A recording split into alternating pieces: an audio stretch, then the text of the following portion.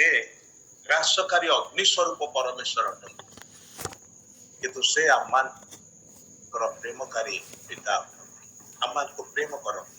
ବାପା ଯେ ପ୍ରକାର ପିଲାମାନଙ୍କୁ ପ୍ରେମ କରି ସ୍ନେହ ବହିଥାନ୍ତି, ସେଇ ପ୍ରକାର ଆମମାନଙ୍କର ପରମେଶ୍ୱର ଆମମାନଙ୍କ ପ୍ରତି ସ୍ନେହ ବହନ୍ତି। ଯଦି ବା ଆବଶ୍ୟକ ପଡ଼ିଲେ ଆମମାନଙ୍କୁ ଶାସନର ବାଡ଼ି ବ୍ୟବହାର କରିଥାନ୍ତି, ମାତ୍ର ତାହା ଆମମାନଙ୍କର କ୍ଷତି କରିବା ପାଇଁ ନୁହେଁ, ଆମମାନଙ୍କୁ ବିନାଶ କରିବା ପାଇଁ ନୁହେଁ, ବରଂ ଆମମାନଙ୍କୁ ନିଜ ନିକଟକୁ ଫେରେଇ ଆଣିବାର ପାଇଁ। ଆଉ ସେଥିପାଇଁ ସେ ପ୍ରଭୁଙ୍କର ଧନ୍ୟବାଦ ହଉ। ଆଉ ପ୍ରାତ କାଳରେ ଆମେ ତାଙ୍କର ଉପାସନା କରିବା ପାଇଁ ଏକାଠି ହେଇଛୁ। ସେ ଆମମାନଙ୍କୁ କ'ଣ କହିବାକୁ ଚାହାନ୍ତି ତାହା ଆମେ ମନ ଦେଇ ଶୁଣିବା ପାଇଁ ଏକାଠି ହେଇଛୁ। ପୁଣି ଆମମାନଙ୍କର ନିବେଦନ ସବୁ ତାହାଙ୍କ ଛାମୁରେ ରଖିବା ପାଇଁ ଉପସ୍ଥିତ। ଆଉ ଆମେ ଏ କଥା ଜାଣୁ ଯେ ଯେବେ ବି କୌଣସି ବିଷୟ ପାଇଁ ବି ଆମେ ପ୍ରଭୁଙ୍କ ନିକଟରେ ନିବେଦନ କରିଛୁ, ପ୍ରଭୁ ସବୁ ନିବେଦନ ଶୁଣି ଅଛନ୍ତି, ଅନେକଙ୍କ ଜୀବନରେ ଆଶ୍ଚର୍ଯ୍ୟ କାର୍ଯ୍ୟ ସବୁ କରିଅଛନ୍ତି।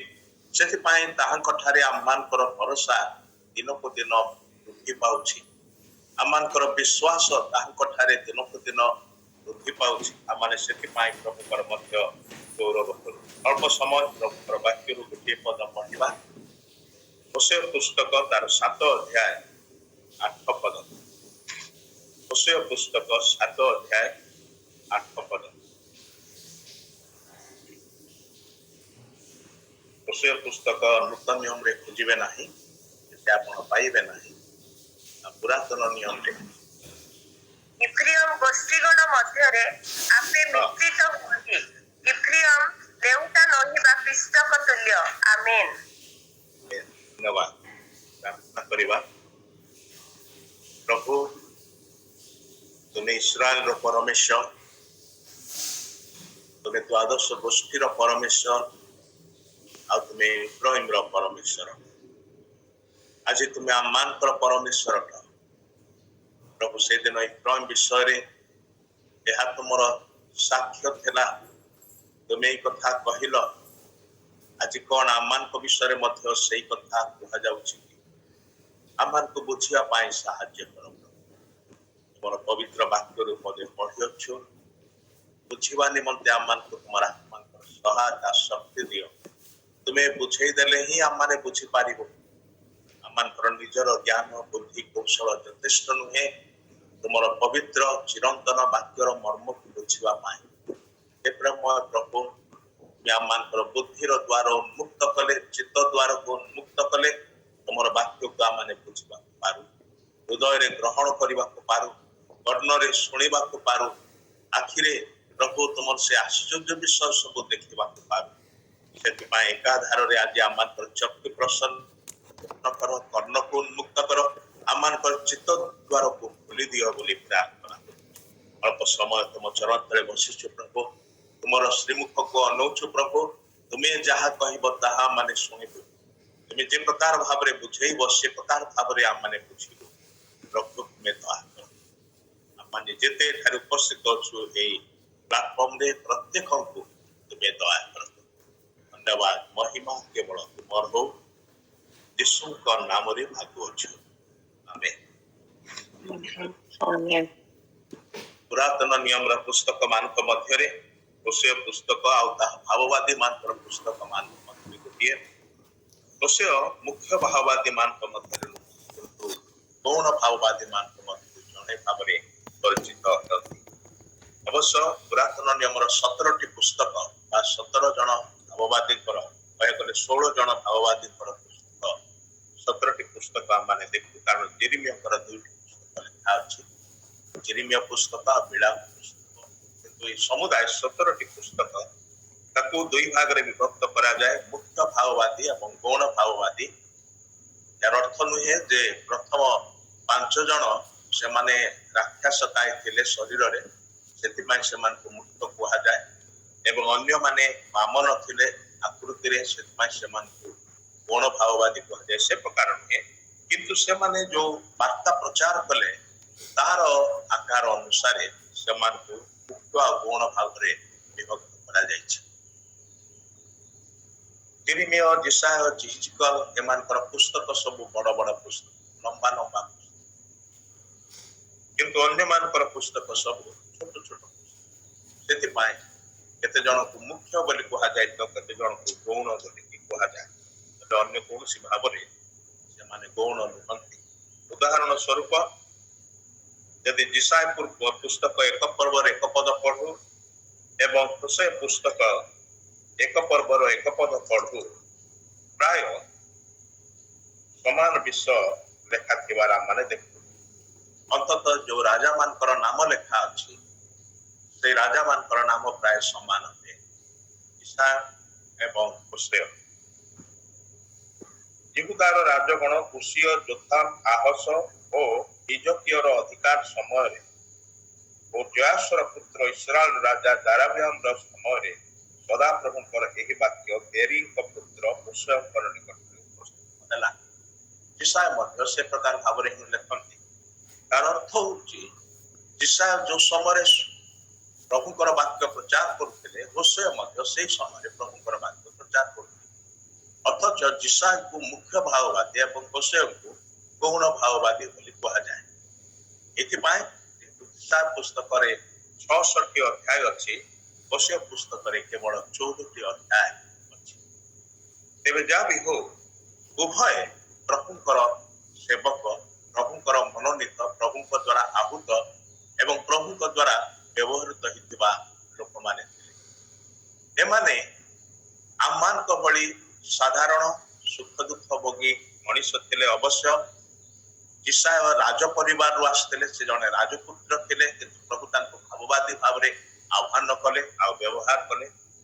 होशे आमान को बड़ी जने साधारण लोक थिले आ तांको मध्य प्रभु डाकिले एवं व्यवहार कले।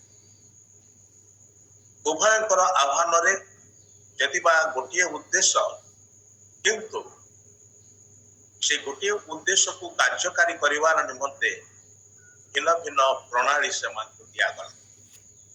ईशा को जने सुलेखक सुवक्ता भाव रे व्यवहार करा जाउछि। होशे मध्य जने सुवक्ता निश्चय थिबे भले प्रभु तांको आवादी भाव रे तो व्यवहार करिया पय डाकी न थांती किंतु ईशा राज परिवार रे आसिला बेले से राजा हेउ हो अटकी गले आवादी रे परिणत। होशेकर आह्वान के अजब प्रकार थिला जो भाव रे होशे को परमेश्वर डाकुचंती आज सही भाव रे यदि आमान को डका जाए मु जाने ने आमान को मध्य केते जन राजी होबा। होशेकर विषय को देखिले गोटे कथा मन को आसे जे परमेश्वर हुए तो इस्राएल लोक मान को गोटे नाटकीय वार्ता देबा एक विशेष वार्ता जहा प्रदर्शन मूलक विजुअल एड्स रो जुगरे आमाने अछि। आज अनेक विषय को विजुअल एड्स माध्यम रे उपस्थापन करा जाउछि।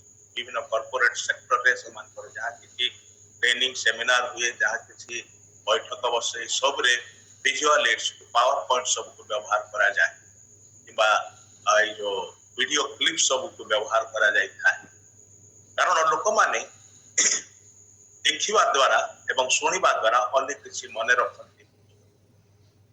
ए परमेश्वर हुए तो कथा कहथिले जे मोर लोक इस्राएल लोक मान को मु बहुत कथा कहि आवादी मान को पठेइबे से माने सुनुछंती किंतु सुनु ना बुझुछंती बुझु ना देखुछंती देखु ना एबे से मान को गोटे नाटकीय वार्ता आवश्यक अछि।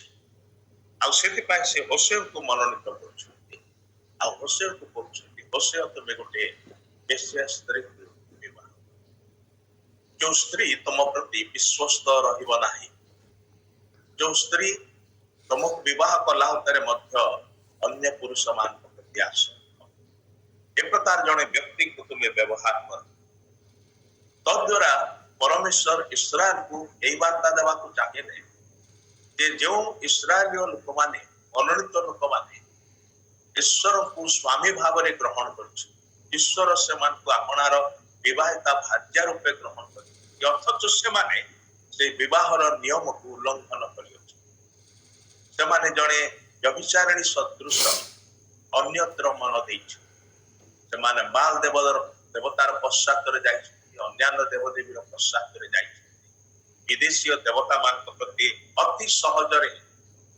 से माने आसक्त होइछन्ति अनुरक्त होइछन्ति कहया गले ईश्वर प्रति विश्वस्त न रही से माने अन्य मान प्रति विश्वस्त हेले आ सेति पाए परमेश्वर से मान को ए नाटकीय वार्ता कहा द्वारा दौछन्ति होशेय एवं ताकर वैवाहिक जीवन एटा एक विरल घटना एक अजब घटना समाज रे यह साधारणतः ग्रहणीय नुहे यदि आज समाज ए मजी रही कहले भूल हम ना अधिकांश आज पारिवारिक जीवन गुड़िक समस्याटा रही था मात्र परमेश्वर इस्राएल को प्रेम करुथबारु सेमानकु सजाड़िबाकु चाहुथबारु से सेमानकु होशेयकर जीवन द्वारा परिवार द्वारा कथा कहवा चाहिए एवं सेति पाए ए पुस्तकटी आममानकर बाइबल रे पाइछि तेबे होशेय एटा तांको पाए कष्टकर विषय थिला सहज नथिला कहा पाए कि सहज हब नाही तथापि होशेय बाध्य होछथि कारण ईश्वर ताको एक कथा कहति यार अर्थ नुहे जे आज प्रभु आमान को सही प्रकार करबा पाई कहले एटा केवल थरे घटिथिला एवं एक निर्दिष्ट उद्देश्य रे प्रभु होशेय को कहले एवं होशेय शीघ्र आज्ञा होई होशेय पुस्तकर मूल वार्ता होछि ईश्वर प्रेमी एवं विश्वस्त अतएव हे ताहांकर लोक माने तुमे ताहांक प्रेम रे स्थिर रुह ताहांक प्रति विश्वस्त सेटा होछि होशेय पुस्तकर आमान आउठी हमने आज पढ़िलु इफ्राइम विषय इफ्राइम जोसेफंकर पुओ जोसेफंकर दुईटी पुओ थिले मनोसी आ इफ्राइम इफ्राइम गोष्ठी विषय रे कहा जाउची ए मध्य इस्राएल वंशर गोटे विशेष परिवार गोटे विशेष वंश ईश्वर इफ्राइम को प्रेम करते मात्र इफ्राइम रो व्यवहार आचरण की प्रकार यदि आपण 7 अध्याय पूराटा पढ़िबे बारबार ईश्वर अभियोग कथा आसुଛି परमेश्वर कौन पाई इफ्राइम प्रति दुख प्रकाश करछु कौन पाई इफ्राइम प्रति से मनरे निराश हिच तो कहा गले बा निरुत्साहित करछु इफ्राइम रो जीवन ईश्वर को संतुष्ट करि पारे नाही 7 अध्याय सारा देखा मु से सब आड़ को जीवे नाही जेतेबेले आपण माने समय पाइले ए पूरा अध्यायटा पढ़ंतु ताहाले जानि परिबे किंतु एठी इब्राहिम विषय रे परमेश्वर गोटे अद्भुत कथा कहछि कोन कहउछंती 8 पर्वर 8 पदर द्वितीय भाग रे इब्राहिम लेउटा नहिबा इष्टक तुल्य ओ पिठा तैयारी कले ताको दुई पाखरे सिझेबा पड़े मां माने समस्त जानन साधारण पिठा होची चकुली पिठा रोटी मध्य दुई पाखरे लेउटेबा पड़े रोटी को सेकिबा पाई है तेबे चकुली को मध्य दुई पाखरे लेउटेबा पड़े यदि चकुली को गोटे पाखरे केवल रखा जीव लेउटा जीव नाही ताहले सेई सकुली को खाई हब नाही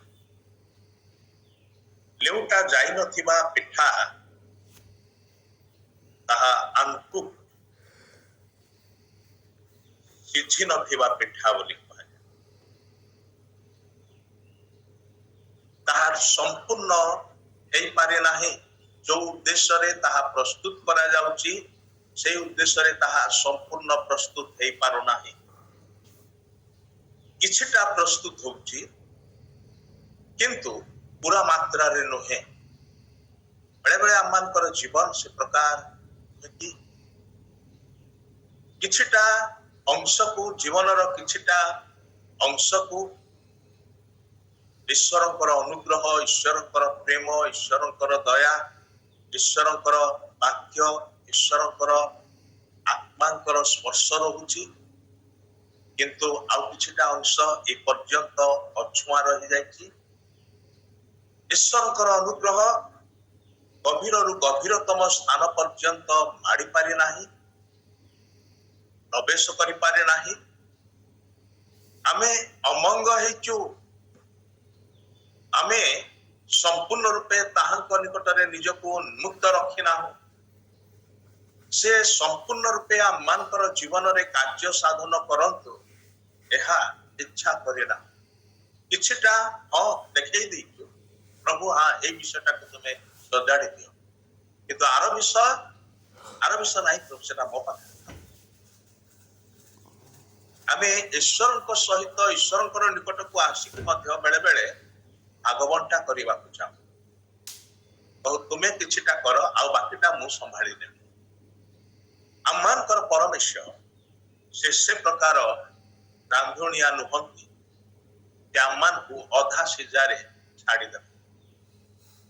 किंतु इफ्राइम क्षेत्र रे परमेश्वर अभियोग होउछि सेटा इफ्राइम लेउटा नही बा कृष्ण पत्तर, लेउटा नही थिबा से चकुली करू ताहा गोटे पाखरे सिझुछि किंतु आर पाखटा सिझु नाही।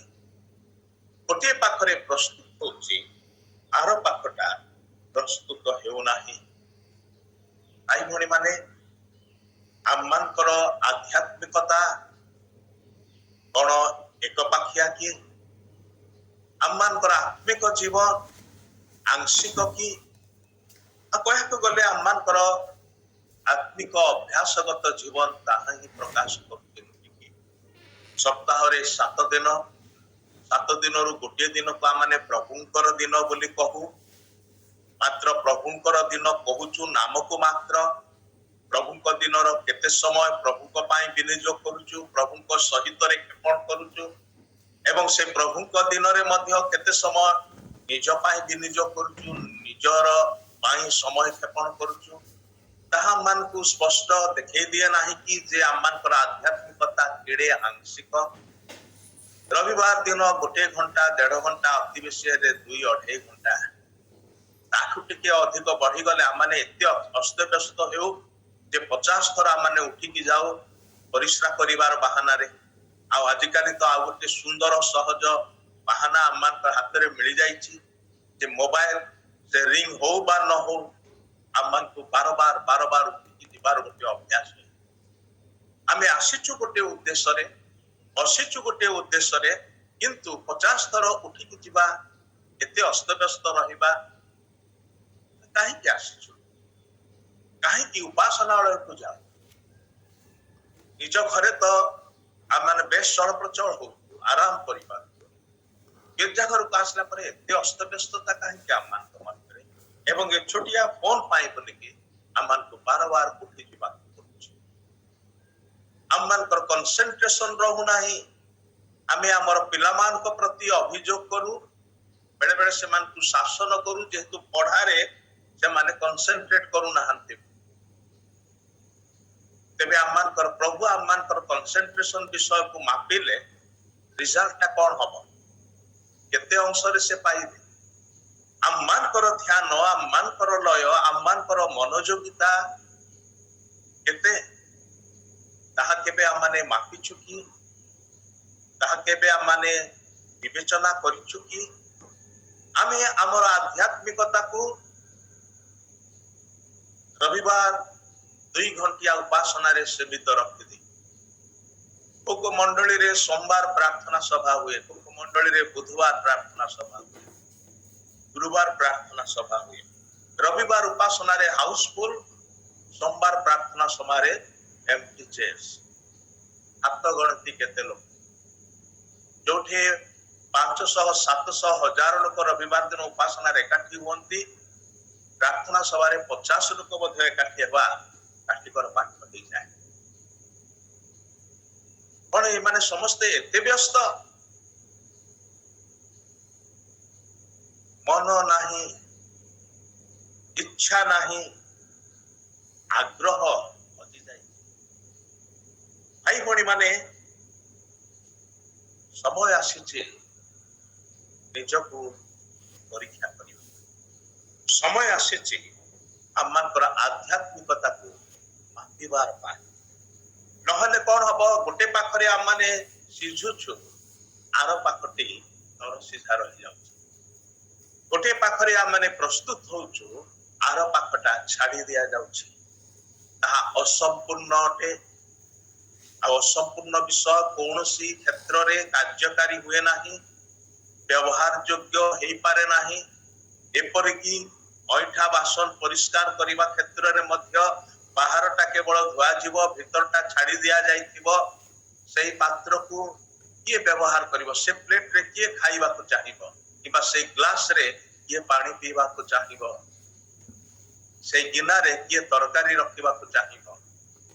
ବାହାର ପଟ ପରିଷ୍କାର, ଭିତରଟା ଅପରିଷ୍କାର ରହିଛି। ଉଭୟ ପାଖ ପରିଷ୍କୃତ ହବାକୁ ହବ। ଉଭୟ ପାଖରେ ଈଶ୍ୱରଙ୍କର ଅନୁଗ୍ରହର କାର୍ଯ୍ୟ ଦେଖାଯିବାକୁ ହବ। ଉଭୟ ପାର୍ଶ୍ୱରେ ଆତ୍ମାଙ୍କର ଫଳ ଫଳିବାକୁ ହବ। ଉଭୟ ପାର୍ଶ୍ୱରେ ଆତ୍ମାଙ୍କର କାର୍ଯ୍ୟ ହବାକୁ ହବ। ଗୋଟିଏ ପାଖରେ ପବିତ୍ର ଆତ୍ମା ସ୍ପର୍ଶ କରିବେ, ଆର ପାଖରେ ସ୍ପର୍ଶ କରିବେ ନାହିଁ। କାହାର ପବିତ୍ର ଆତ୍ମାଙ୍କର ପରିପୂର୍ଣ୍ଣତା ଜୀବନ କେବଳ ଉପାସନା ସମୟରେ। ଗୀତ ଗାଇଲେ, ବାଜା ବାଜିଲେ ଏତେ ସେମାନେ ଆତ୍ମାରେ ଉତ୍ତପ୍ତ ହେଇଯାଆନ୍ତି, ଆଉ ତାପରେ ଯୋଉ ଶୀତଳତାକୁ ସେଇ ଶୀତଳତା। ଏ ପ୍ରକାର ଆତ୍ମିକ ଜୀବନ ଛଳନାତ୍ମକ ନୁହେଁ କି? ଲେଉଟା ନଥିବା ପିଠା ତୁଲ୍ୟ ଆମମାନଙ୍କର ଆତ୍ମିକ ଜୀବନ। ଯେତେବେଳେ ଆମମାନେ ଜାଣିଛୁ ଯେ ଆମମାନଙ୍କର ପାର୍ଥିବ ଜୀବନ ଅପେକ୍ଷା ଆତ୍ମିକ ଜୀବନ ଅନନ୍ତକାଳୀନ ଅଟେ, କାରଣ ଏଇ ମାଂସିକ ଜୀବନ ଦି ଦିନିଆ ଅଟେ। ଏଟା ଲୋପ ପାଇଯିବ, ଏଟା ନଷ୍ଟ ହେଇଯିବ। ଏ ପୁରୁଣା ବିଷୟ ରହିବ ନାହିଁ। ଆମମାନଙ୍କୁ ନୂଆ ବିଷୟ ଆଉ ସର୍ବୋତ ଭାବରେ ସମ୍ପୂର୍ଣ୍ଣ ରୂପେ ଆବଶ୍ୟକ ଅଟେ। ତାହା କେବଳ ଖ୍ରୀଷ୍ଟଙ୍କ ଠାରେ ହିଁ ମିଳିଥାଏ। ଇଫ୍ରାଇମ ଲେଉଟା ନହିବା ଯୋଉ ପିଠା ଲେଉଟା ଯାଏ ନାହିଁ, ତାହା ସିଝେ ନାହିଁ ପୁରାପୁରି। ସିଝି ନଥାଏ, ତାକୁ ଦର ସିଝା ପିଠା ବୋଲି କୁହାଯାଏ। କିନ୍ତୁ ଆଉ ଗୋଟେ ବିଷୟ, ଯୋଉ ପିଠାଟି ଲେଉଟା ଯାଏ ନାହିଁ, ତାହା ଯୋଉ ପାର୍ଶ୍ୱଟି ନିଆଁ ପାଖକୁ ଥାଏ, ତାହା ପୋଡ଼ିଯାଏ। ବେଶୀ ସମୟ ଯଦି ଚକୁଳିକୁ ଛାଡ଼ିଦେବେ ତାୱା ଉପରେ, ଆପଣ ସେଠି ପକେଇ ଦେଇକି ତାକୁ ଓସାରିଆ କରିଦେଇକି ତାପରେ କୁଆଡେ ପଳେଇବେ, 10 ମିନିଟ 15 ମିନିଟ ପରେ ଆସିବେ, ଆପଣଙ୍କୁ ନିଆଁ ମାନେ ଜଳିବାର ସ୍ମେଲଟା ଖାଲି ହବ, ତାହା ନୁହେଁ, ଚକୁଳିଟା କଳା ପାଲଟି ଯାଇଥିବ, ସାଇଡ ଅଙ୍ଗାର ଭଳି ହେଇଯାଇଥିବ। ତାହା ଅତି ଶୀଘ୍ର ଜଳିଯାଏ। ଗୋଟିଏ ପାଖରେ ରହିଲେ ଅତି ଶୀଘ୍ର ଜଳିଯାଏ। ସେଥିପାଇଁ ଲେଉଟା ଯିବାର ଆବଶ୍ୟକ, ଯେମିତିକି ଦୁଇ ପାଖ ସମାନ ଭାବରେ ସିଦ୍ଧ ହେଇପାରିବ, ଦୁଇ ପାଖ ସମାନ ଭାବରେ ପ୍ରସ୍ତୁତ ହେଇପାରିବ, ଦୁଇ ପାଖ ସମାନ ଭାବରେ କାର୍ଯ୍ୟକାରୀ ହେଇପାରିବ। କେହି ଗୋଟିଏ କ୍ଷେତ୍ରରେ ଭାରି ଉଦ୍ୟୋଗୀ ଦେଖାଯାଆନ୍ତି, ବାର କ୍ଷେତ୍ରରେ ଉଦ୍ୟୋଗୀ। ଯୋଉ ଅଂଶ ଗୁଡିକ ଲୋକଲୋଚନରେ ଆସିବ ସହଜରେ, ଯୋଉ ବିଷୟ ଗୁଡିକ କଲେ ଲୋକମାନେ ସହଜରେ ଦେଖିପାରିବେ, ଜାଣିବେ ଯେ କେତେ ବଢିଆ ଭାଇ, କେତେ ବଢିଆ ଭଉଣୀ, ବଡ ଆତ୍ମିକ, ବଡ ଉଦ୍ୟୋଗୀ। ଆମେ ଲୋକଙ୍କର କେତେକ ବ୍ୟବହାର ଦେଖି ଭୁଲ ନିର୍ଣ୍ଣୟ ନେଇଥାଉ। ସେ ଲୋକଙ୍କ ଭୁଲ ଧାରଣା ଆମମାନଙ୍କର ପଶିଯାଏ। ସେଇ ଧାରଣାକୁ ଆମମାନେ ମୁଣ୍ଡରେ ପୂରେଇକି ବସିଥାଉ। ଆମେ ଭାବୁ ସତରେ ଏ ଭାଇ ଏ ଭଉଣୀ ଚମତ୍କାର। କିନ୍ତୁ ପ୍ରଭୁ ଦେଖନ୍ତି ଯେତେବେଳେ, ସେ ଦେଖନ୍ତି ଯେ ଏ ଭାଇ କିମ୍ବା ଏ ଭଉଣୀ ଲେଉଟା ଯାଇନାହାନ୍ତି। ସେ ଆଂଶିକ ଉଦ୍ୟୋଗ ଦେଖେଇକି, ଆଂଶିକ ଉଦ୍ଦୀପନା ଦେଖେଇକି ତାଙ୍କର ଛଳନାର ଜୀବନରେ ବ୍ୟସ୍ତ ଅଛନ୍ତି। ଆଉ ମଣିଷ ପୁରା ଦେଖିପାରେ ନାହିଁ, ସେଥିପାଇଁ ସହଜରେ ଭାବିନିଏ ଯେ ହଁ, ଇଏ ଠିକ ଅଛି, ଇଏ ବଢିଆ ଅଛି। ଲାଉଦିକିଆ ମଣ୍ଡଳୀ ବିଷୟରେ ପ୍ରଭୁ ଏ କଥା କହିଲେ, ତୁମେ ଉଷ୍ଣ ନୁହ, ଶୀତଳ ନୁହଁ, ଯେକୌଣସି ଗୋଟିଏ ହେଇଥିଲେ ଭଲ ହେଇଥାନ୍ତା, ନା ଏ ପାଖରେ ନା ସେ ପାଖରେ, ସେଟା ଆହୁରି ଭୟଙ୍କର ଅବସ୍ଥା। ଏଥିରୁ ଅଳ୍ପ ସେଥିରୁ ଅଳ୍ପ, ଭାଇ ଭଉଣୀ ମାନେ, ସେଇଟା ଆମମାନଙ୍କୁ ବିଲକୁଲ ସାହାଯ୍ୟ କରିବ ନାହିଁ। ଏକ ତ ଗୋଟିଏ ପାଖରେ କେବଳ ରହିଗଲେ ଆମମାନେ ଜଳିଯିବୁ, ନଷ୍ଟ ହେଇଯିବୁ। ଯୋଉ ଉଦ୍ଦେଶ୍ୟରେ ତାହା ରଖାଗଲା ସେ ଉଦ୍ଦେଶ୍ୟ ସଫଳ ହେବ ନାହିଁ। ଆମେ ସେ ଉଦ୍ଦେଶ୍ୟରେ ବ୍ୟବହାର ହେବା ପାଇଁ ପହଞ୍ଚି ବି ପାରିବ ନାହିଁ, କାରଣ ଜଳିଯାଏ। ଅପର ପକ୍ଷରେ ଏଥିରୁ ଅଳ୍ପ ସେଥିରୁ ଅଳ୍ପ ହେଲେ ପାଟି ଭିତରକୁ ଯାଇକି ବି ବାହାରେ ପକାଯିବ, ଉଦ୍ଗାରିତ ହବ। ସେଟା ହିଁ ପ୍ରଭୁ ଯୀଶୁ କହିଲେ, ତୁମେ ଈଶ୍ୱଦୂଷଣ ହବାରୁ ମୁଁ ତୁମକୁ ଉଦ୍ଗାର କରିବି। ଆମେ ପାଟିରୁ କୋଉ ବିଷୟକୁ ଉଦ୍ଗାର କରିଥାଉ? ଯେତେବେଳେ ପାଟିକୁ କୁଳି କରୁ, ଘନ ପାଣି ଆମେ ପାଟିରେ ନଉ, କିନ୍ତୁ ପିଇବା ପରିବର୍ତ୍ତେ ତାକୁ କୁଳି କରିକି ଉଦ୍ଗାର କରୁ, ତାକୁ ପକେଇ ଦଉ, ତାକୁ ଭିତରକୁ ନଉନା। ଆଉ ସାଧାରଣତଃ ପେଟରୁ ଯୋଉଟା ବାହାରେ ପାଟି ଦେଇକି ସେଟାକୁ ତ ଆମେ ବିଲକୁଲ ଆଉ ଥରେ ଠୁକୁନା, ତାକୁ ବାହାରେ ପକେଇ ଦଉ, ଉଦ୍ଗାର କରୁ, ତାକୁ ବାନ୍ତି କରି କରୁ। ପ୍ରଭୁ ଯୀଶୁ ସେଇ ପ୍ରକାର ଷ୍ଟ୍ରଙ୍ଗ ୱାର୍ଡକୁ ବ୍ୟବହାର କରୁଛନ୍ତି, ଯୋଉମାନେ ଏଥିରୁ ଅଳ୍ପ ସେଥିରୁ ଅଳ୍ପ ଜୀବନ ନେଇକି ସନ୍ତୁଷ୍ଟ, ସାଂସାରିକତା କିଛି ଏ ମିଶ୍ରିତ ଜୀବନ। କାରଣ ସେଇଟା ହଉଛି ଏଇ 8 ପଦରେ ଈଶ୍ୱରଙ୍କର ଅଭିଯୋଗ। ପ୍ରଥମ ଲାଇନରେ ଲେଖା ଅଛି, ଇଫ୍ରାଇମ ଗୋଷ୍ଠୀଗଣ ମଧ୍ୟରେ ଆପେ ମିଶ୍ରିତ ହୁଏ। ତାର ପ୍ରୋବ୍ଲେମ ହଉଛି ସେଇଟା, ସହଜରେ ସାଲିସ କରିବାର ଜୀବନ, ସହଜରେ ମିଶି ଯିବାର ଜୀବନ। ତୁମେ ଆଉ ମୁଁ ସମାନ, ଏକା ଅଟୁ, କିଛି ଭିନ୍ନତା ନାହିଁ। ଯେତେବେଳେ କି ପ୍ରଭୁଙ୍କର ଆହ୍ୱାନ, ତୁମେ ସଂସାରର ସମସ୍ତ ମନ୍ଦ ଠାରୁ ପୃଥକ ହୁଅ, ବାହାରି ଆସ, ସେଥିରେ ତୁମର କୌଣସି ଅଂଶ ନାହିଁ। ମୁଁ ତୁମକୁ ସମ୍ପୂର୍ଣ୍ଣ ଭାବରେ ନୂଆ ଭାବରେ ପୂର୍ଣ୍ଣ ମାତ୍ରାରେ ପାଇବାକୁ ଚାହୁଁଛି। ସେଥିରୁ ବାହାରି ଆସ। ଇସ୍ରାଏଲ ଲୋକମାନେ ମିଶରରୁ ବାହାରି ଆସିଲେ ସତ, ମାତ୍ର ମିଶର ସେମାନଙ୍କ ଠାରୁ ବାହାରି ଯାଇ ନଥିଲା। ଏ ହଉଛି ସେମାନଙ୍କ ପାଇଁ ସମସ୍ୟା, ଯୋଉଥିପାଇଁ କି 40 ବର୍ଷ କାଳ ସେମାନଙ୍କୁ ପ୍ରାନ୍ତରରେ ଘୁରି ବୁଲିବାକୁ ପଡିଲା। ଏବଂ ଯେତେ ଜଣ ମିଶରରୁ ବାହାରିଥିଲେ, ସେମାନେ ଅନ୍ତର ମଧ୍ୟରୁ ମିଶରକୁ ବାହାର କରିପାରି ନଥିବାରୁ ସେମାନେ ସେହି ସୀମାନ୍ତ ଅଞ୍ଚଳରେ ହିଁ, ଏଇ ମିଶର ଏବଂ କିଣାନ ମଧ୍ୟରେ ଯୋଉ ମରୁପ୍ରାନ୍ତର, ସେଇଠି ହିଁ ସେମାନେ ପଡି ରହିଲେ, ସେଇଠି ହିଁ ସେମାନେ ମଲେ, ସେଇଠି ହିଁ ସେମାନଙ୍କର କବର ହେଲା। ବାହାରିଲେ ସତ, ଯାତ୍ରା ଆରମ୍ଭ କଲେ ସତ, ମୁକ୍ତିପ୍ରାପ୍ତ ଲୋକ ଭାବରେ ଯାତ୍ରା ଆରମ୍ଭ କଲେ, ସୁଖ ସାଗର ପାରି ହେଲେ, ବାପ୍ତିସ୍ମ ମଧ୍ୟ ନେଲେ। କହିବାକୁ ଗଲେ ନୂତନ ନିୟମରେ ପାଉଲ ସେଟାକୁ ବାପ୍ତିସ୍ମ ବୋଲିକି ବ୍ୟାଖ୍ୟା, ବାପ୍ତିସ୍ମ ମଧ୍ୟ ନେଇଛନ୍ତି, ମାତ୍ର ପହଞ୍ଚି ପାରୁନାହାନ୍ତି। କାରଣ କଣ?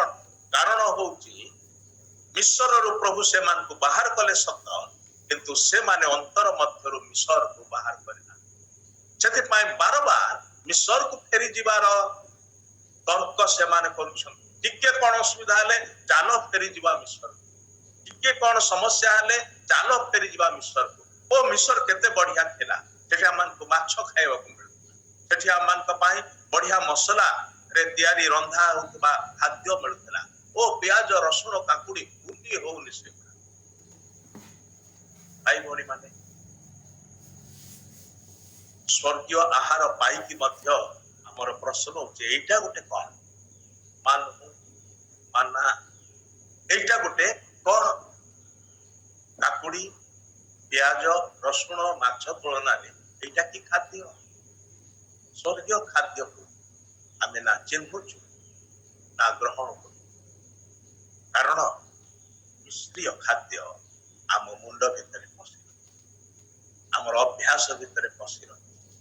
ମିଶରର ଜୀବନ ଶୈଳୀ ଆମ ଭିତରେ ରହେ, ମିଶରର ବିଷୟ ସବୁ ଆମ ଭିତରେ। ଯେତେବେଳେ କି ପରମେଶ୍ୱର ସମ୍ପୂର୍ଣ୍ଣ ରୂପେ ସେଥିରୁ ଆମକୁ ପୃଥକ କରିବା ପାଇଁ ଚାହାନ୍ତି, ସେଥିପାଇଁ ସେ ଆହ୍ୱାନ କରିଛନ୍ତି। କିନ୍ତୁ ଯେତେବେଳେ ଆମମାନଙ୍କୁ ସେ ପୃଥକୀକରଣର କାର୍ଯ୍ୟ ଆମ ଠାରେ କରିବାକୁ ଯାଉଛନ୍ତି, ଆମେ କହୁଛି ପ୍ରଭୁ ବାହାରୁ ଆମେ ବାହାରି ଆସିଲୁ ଠିକ ଅଛି, କିନ୍ତୁ ଭିତରେ ସେ ଟିକେ ଥାଉ। ସେଇଟା ମିଶର ପାଇଁ ଟିକେ କୋଣରେ ଗୋଟେ କୋଠରୀ ଭିତରେ କିଛିଟା ଜାଗା ଥାଉ। এই ପ୍ରକାର ଜୀବନ ସିଦ୍ଧ ଜୀବନ ନୁହେଁ, এই ପ୍ରକାର ଜୀବନ ପରିପକ୍ୱ ଜୀବନ ନୁହେଁ। ସହଜରେ ସାଲିସ କରି ନଉଥିବା ଜୀବନ, ସହଜରେ ମିଶି ଯାଉଥିବା ଜୀବନ, ସହଜରେ ସଂସାର ପ୍ରତି ଆସକ୍ତ ହେଉଥିବା ଜୀବନ ଈଶ୍ୱରଙ୍କ ଦୃଷ୍ଟିରେ ଗ୍ରହଣୀୟ ଜୀବନ। ପ୍ରଭୁ ଯୀଶୁ କହିଲେ ଶାରୀରିକ ଅଭିଳାଷ, ଚକ୍ଷୁର ଅଭିଳାଷ, ଲୌକିକ ଗର୍ବ ଏସବୁ ପିତାଙ୍କ ଠାରୁ ନୁହେଁ। ଯୋଉ ପିତା ତମମାନଙ୍କୁ ଆହ୍ୱାନ କରିଛନ୍ତି ତାହାଙ୍କ ଠାରୁ ନୁହେଁ। ତାହାଙ୍କ ଠାରେ କଣ ଅଛି? ଗାଲାତିୟ 5:22 ଲେଖା ଅଛି। ସେଇ ସବୁ ବିଷୟରେ ସେ ଆମମାନଙ୍କୁ ଭରିଦବାକୁ ଚାହାନ୍ତି, କିନ୍ତୁ ଆମମାନେ କାକୁଡି ପିଆଜ ରସୁଣରେ ହିଁ ମଜ୍ଜିତ। ଭାଇ ଭଉଣୀ ମାନେ ଥରେ ଅନାହୃତ ଥରେ ଆମମାନେ ନିଜକୁ ସମୀକ୍ଷା କରି ଦେଖୁ, ମୋର ଜୀବନ କଣ ଇବ୍ରାହିମର ଜୀବନ ଭଳି ଲେଉଟା ଯାଇନଥିବା ପିଠା ତୁଲ୍ୟ ନୁହେଁ ତ?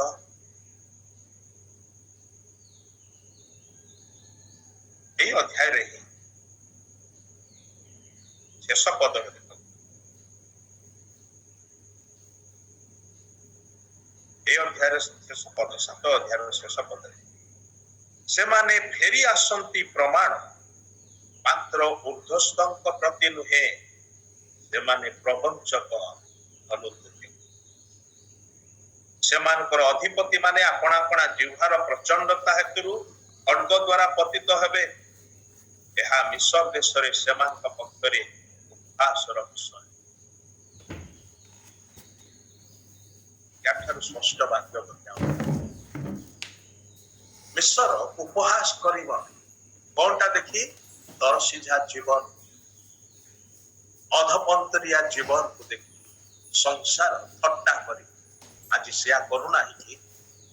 ସମ୍ପ୍ରଦାୟକୁ ଦେଖି ଆରେ ଏମାନେ ଖ୍ରୀଷ୍ଟିଆନ ବୋଲି କହୁଛନ୍ତି। କି ଖ୍ରୀଷ୍ଟିଆନ?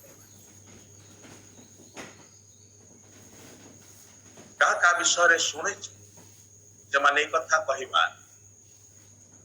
ଅତୀତରେ ବି ସେମାନେ ସେ ପ୍ରକାର କହିଛନ୍ତି। ଖ୍ରୀଷ୍ଟ ଭଲ, ଖ୍ରୀଷ୍ଟିଆନ ଭଲ। ୟାଠାରୁ ଲଜ୍ଜାକର ସାକ୍ଷ୍ୟ ଆଉ କଣ ହେଇପାରେ? ୟାଠାରୁ ଦୁର୍ବଳ ବିଷୟ ଆଉ କଣ ହେଇପାରେ? ଲେଉଟା ଯାଇନଥିବା ପିଠାର ଜୀବନ ହଉଛି ଏହା। ଆମମାନେ ଉପହାସର କାରଣ ହେଉ, ସେଇ ଗୋଟିଏ ଗିର୍ଜା ଘରକୁ ଯାଉ ଉପାସନା କରିବା ପାଇଁ, ଆନନ୍ଦରେ ଗୀତ ଗାଉ, ପ୍ରଶଂସା କରୁ, ଆରାଧନା କରୁ, ସବୁ କରୁ। ତାପରେ ଅଳ୍ପ ସମୟ ଭିତରେ ପରସ୍ପର ସହିତ ଝଗଡ଼ା କରୁ। ଉପହାସର କାରଣ ନୁହେଁ କି? ଆମେ କୋଉ ଜୀବନ ଦ୍ୱାରା ପରିଚାଳିତ ତେବେ? ଆତ୍ମାଙ୍କ ଦ୍ୱାରା ପରିଚାଳିତ ନା ସଂସାର ଦ୍ୱାରା, ଶୈତାନ ଦ୍ୱାରା ପରିଚାଳିତ? ଜଗତର ଆତ୍ମା ଦ୍ୱାରା ପରିଚାଳିତ? ଈଶ୍ୱରଙ୍କର ଆତ୍ମାଙ୍କ ଦ୍ୱାରା ନା ଜଗତର ଆତ୍ମାଙ୍କ ଦ୍ୱାରା? ଭାଇ ଭଉଣୀ ମାନେ, ଈଶ୍ୱରଙ୍କର ବାକ୍ୟ ବିଧାନ ଘଟ। ଏହା ମୋ ପାଇଁ ବି, ଏହା ଆମ ସମସ୍ତଙ୍କ ପାଇଁ। ସେଥିପାଇଁ ପରମେଶ୍ୱର ଏଇ ବାକ୍ୟଟି ପୁସ୍ତକରେ ଦେଲେ ସେ କାଳର ଇସ୍ରାଏଲ ପାଇଁ, ଏବଂ ଆଜି ବି ତାହା ଆମମାନଙ୍କର ପବିତ୍ର ବାଇବଲରେ ରଖିଛନ୍ତି ଆଜିର ନୂତନ ଇସ୍ରାଏଲ ପାଇଁ। କାରଣ ଆଜିର ନୂତନ ଇସ୍ରାଏଲର ଜୀବନ ମଧ୍ୟ ସେ ପୁରାତନ ଇସ୍ରାଏଲର ଜୀବନ ଭଳି ହେଇଯାଉଛି। ମଣ୍ଡଳୀ ଯେ ପ୍ରକାର ଭାବରେ ଚାଲୁଥିଲା, ଯେ ପ୍ରକାର ଭାବରେ ଆରମ୍ଭ ହେଲା 1000 ବର୍ଷ ତଳେ, ଆଜିର ମଣ୍ଡଳୀ ସେ ପ୍ରକାର ନାହିଁ। ଆମେ ଯୋଉ ମଣ୍ଡଳୀର ସଭ୍ୟା ଆମର ନିଜର ମଣ୍ଡଳୀ ଗୁଡ଼ିକୁ ଦେଖିଲେ ବି ଲାଗେ ସେଟା ଅତି ସ୍ପଷ୍ଟ ହେଇଯାଏ ଯେ ପ୍ରେରିତ ପୁସ୍ତକରେ ଥିବା ମଣ୍ଡଳୀ ଏବଂ ଆମର ମଣ୍ଡଳୀ ମଧ୍ୟରେ କେତେ ବ୍ୟବଧାନ ହୋଇପାରେ। ଆମମାନେ ଲେଉଟା ଯାଇନଥିବା ପିଠା ତୁଲ୍ୟ ଅବସ୍ଥାରେ ରହିଯାଇଛୁ। ପ୍ରଭୁଙ୍କ ଠାରେ ନିବେଦନ କରିବା, ହେ ପ୍ରଭୁ ମତେ ଲେଉଟେଇ ଦିଅ, ମୁଁ ଆର ପାଖ ମଧ୍ୟ ସିଦ୍ଧ ହେବାକୁ ଚାହେଁ। ଗୋଟିଏ ପାଖରେ ମୁଁ ସନ୍ତୁଷ୍ଟ ରହିବି ନାହିଁ ପ୍ରଭୁ, ମତେ ଆର ପାଖରେ ମଧ୍ୟ ସଜାଡ଼ି ମୋର ଭିତର ବାହାର ଉଭୟ ପାର୍ଶ୍ୱ ସମ୍ପୂର୍ଣ୍ଣ ରୂପେ ପରିଷ୍କାର କରିଦିଅ, ସଜାଡ଼ି ଦିଅ, ପ୍ରସ୍ତୁତ କରିଦିଅ, ଯେପରିକି ମୁଁ ବ୍ୟବହାର ଯୋଗ୍ୟ ହେଇପାରେ, ଯେପରିକି ମୋ ଦ୍ୱାରା ଅନେକ ପରିତୃପ୍ତ ହେବେ, ଯେପରିକି ମୋର ଜୀବନ ଦ୍ୱାରା ଅନେକ ଉଦ୍ଧାର ପାଇବେ। ତୋ तुमर निकट को आसबे जो उद्देश्य तुम्हें मत प्रस्तुत करने चाहो व्यवहार करने चाहो से उद्देश्य किसी गुणा करना और सेटा आज आम प्रार्थना